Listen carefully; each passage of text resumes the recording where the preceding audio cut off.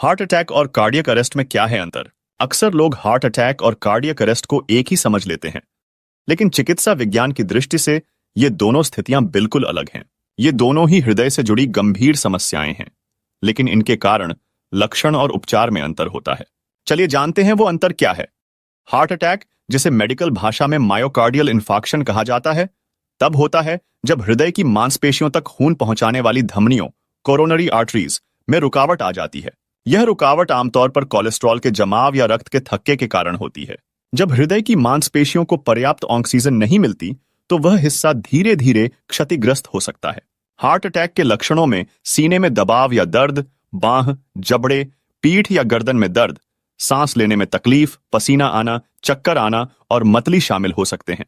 यदि समय पर इलाज न हो तो यह जानलेवा हो सकता है। कार्डियक अरेस्ट एक आपातकालीन स्थिति है जिसमें हृदय अचानक धड़कना बंद कर देता है। इसका कारण हृदय की विद्युत प्रणाली में गड़बड़ी होती है, जिससे हृदय प्रभावी ढंग से खून को पंप नहीं कर पाता।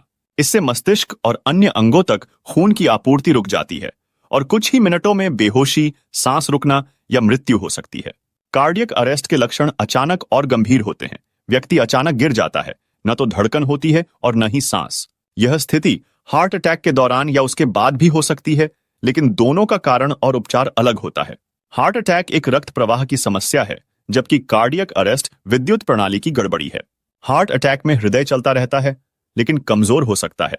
वहीं कार्डियक अरेस्ट में हृदय की धड़कन ही रुक जाती है।